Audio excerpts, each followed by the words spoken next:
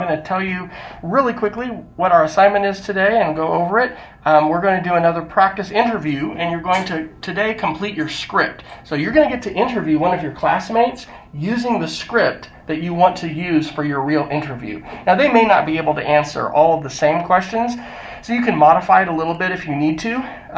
But here's how this is going to work. You are going to have a document attached to your assignment that says oral history interview script, and it's going to actually give you a copy of it. So let me make a copy of it for myself so I don't mess up the original. Just like we did last year, I think we did the good role model reflection. This is kind of like a Mad Lib, right? What do the blanks that have yellow mean? You fill it in, okay, like a Mad Lib. So today you can go ahead and fill this in for the person that you're going to interview.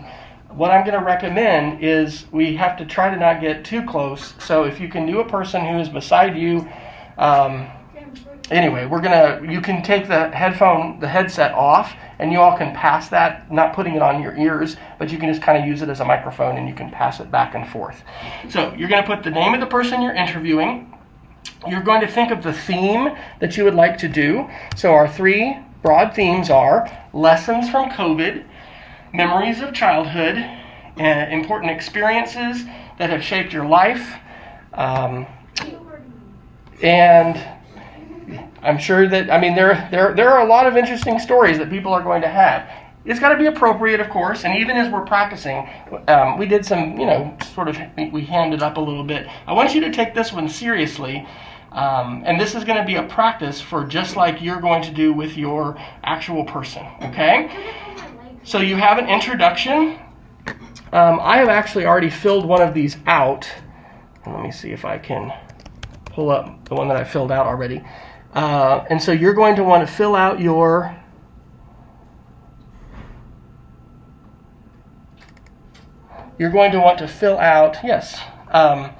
your script. And I did this with Sean. Would somebody be willing to be my interviewer or interviewee?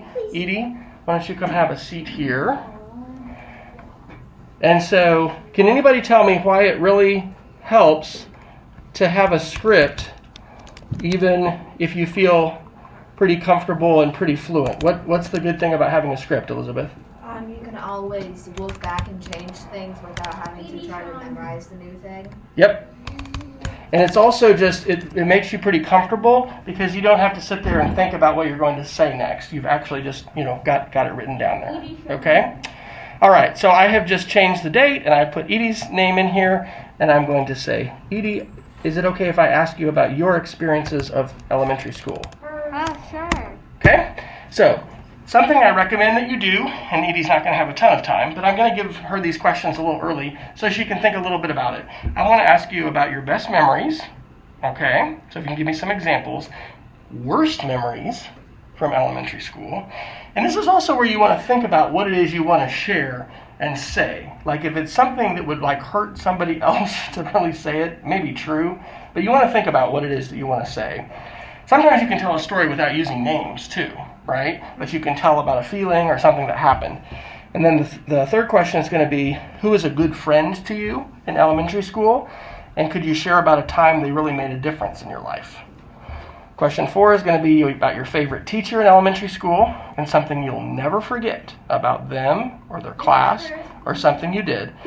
And then the last one is an advice question. If you could give advice to students who are in lower school or in elementary school right now, what advice would you give them? Okay? Okay. So today you're going to be planning your script. You're going to type it out.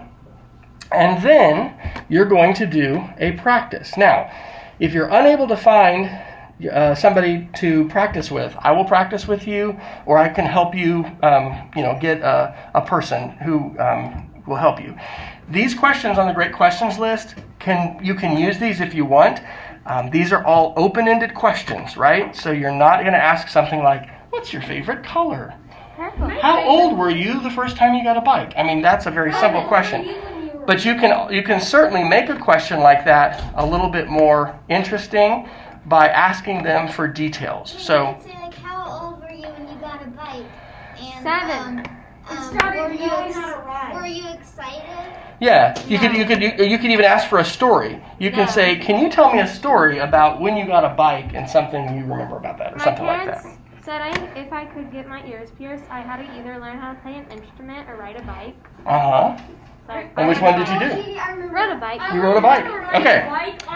All right, here we go. So I have filled out my introduction. I'm going to be reading this, and Edie and I are going to try to get close to the recorder. One other tip I want to tell you. I have this turned off right now. Why would it not be great to have a big fan or something like that turned on? Graham? Yeah. It will not, sure, but this isn't sleeping time. The microphone cannot filter out, okay? So when you choose where you're going to be, think about noises, think about outside. If somebody's doing something like banging on the table, you're going to try to minimize all those sounds so that you can get the best recording you can. Okay, are you ready? Yeah. All right, quiet on the set, please. Here we go. Hello, my name is Dr. Fryer, and today is August 31st, 2020. Today, I am interviewing Edie about her experiences and memories of elementary school. This is part of an oral history project we are working on at Cassidy School in Oklahoma City for our 6th grade digital and media literacy class. Welcome to my podcast, Edie. I'm so glad you can join me. Can we start by having you introduce yourself to our audience a little bit? Hi, my name is Edie Tucker, and I'm in 6th grade at Cassidy School. All right. Nice. Edie, what are your best memories of elementary school? Well, I remember doing a mall in 2nd grade where we each made a product, and I made one with J. Marie, and we made Jello lips, which was like Jello lip gloss. And we won the whole mall competition. And we made a great commercial. Sweet, that is awesome. So what are your, without naming names, it would hurt people or something like that, what are some of your worst memories or hardest memories of elementary school? One time in kindergarten, we were playing Heads Up, 7 Up, and I was asked not to tell, someone told me who they picked. And so that person who got picked was guessing who it was, and I started pointing to the person like that. Who was it? I'm not telling. Yeah, let's not have questions from the audience, please. And then I did not feel good after You didn't feel good about that, so you changed your ways after that and followed the rules. Okay.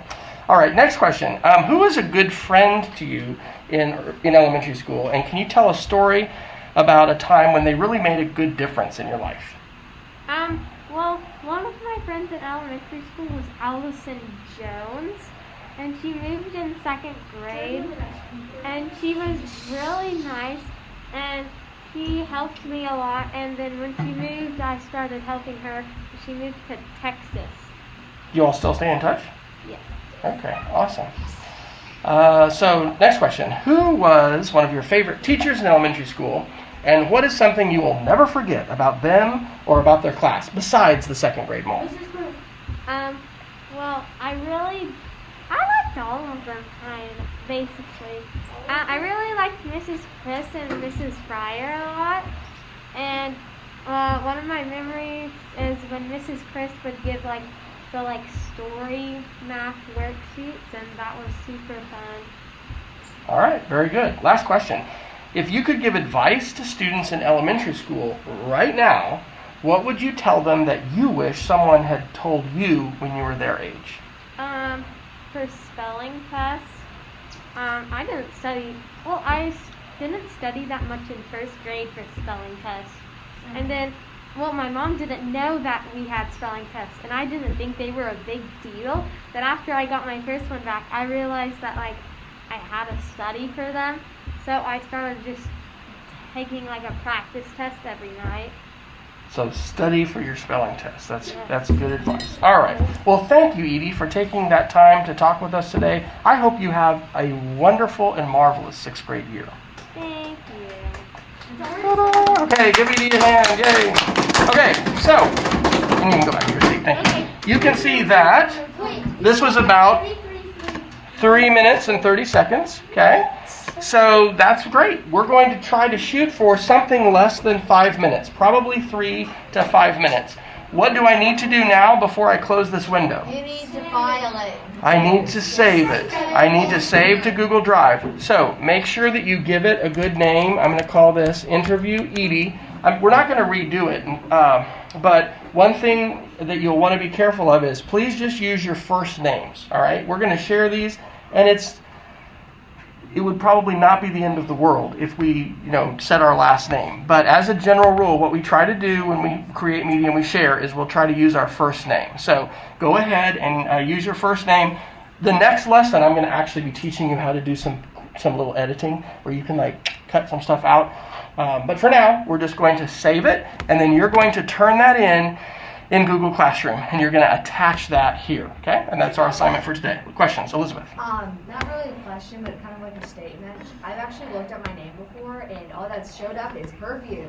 Okay. It really depends on who else may have, share your name. Charlie? I was in